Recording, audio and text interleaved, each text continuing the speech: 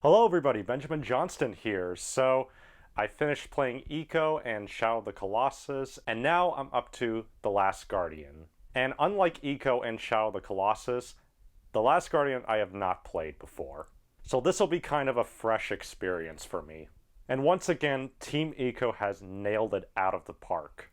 So The Last Guardian revolves around a boy and a mythical creature known as Trico, who's kind of a mix between a dog and a griffin. They're both stuck in this area of ruins, and they have to find a way to escape, and that sets up the basic premise for this game. That and certain obstacles and enemies that block their way to freedom that they have to overcome. The bond between the boy and Trico is one of the strongest elements in this game. And much like Eco, a lot of it is done through the gameplay, where you're solving the puzzles together and you have Trico helping you out in certain areas, and whenever you're helping Trico out by like removing the spheres during the battles that Trico has with like guardsmen, or when you're trying to feed him buckets of butterflies from time to time. When you're doing this so much throughout the entire game, you really feel the bond between them grow with each other. Very similar to Eco in that way.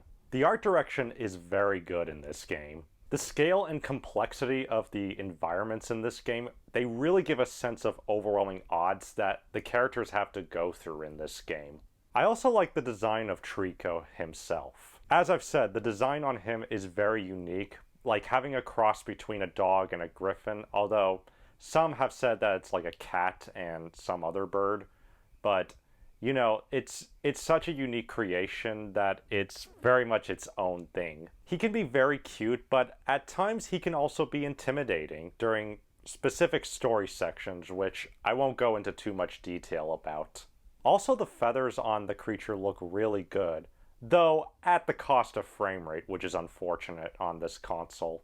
The music is also excellent in this game. While not quite as memorable as Shadow of the Colossus with those memorable themes in that game, The Last Guardian still has really good music in terms of setting the mood for the scene or ratcheting up the tension when dangerous things happen.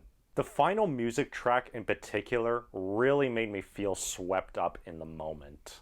The gameplay in The Last Guardian is very similar to Eco, except you have a giant creature helping you out this time.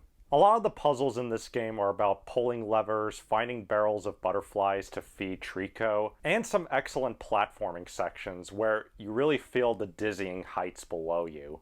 A lot of the puzzles require basic common sense in terms of how to move forward in the environment, or where to find a specific switch, or whether you need Trico to get you up to a specific location. They're not too tricky if you know what exactly to do. Though I was stumped on two particular occasions where I had to look up a walkthrough, and during that moment, once I found out the solution, I was kicking myself for it because like, oh man, it's so obvious. Now we get to Trico's AI, which is a great strength, but also the game's biggest weakness. It's a great strength in the sense that it feels alive.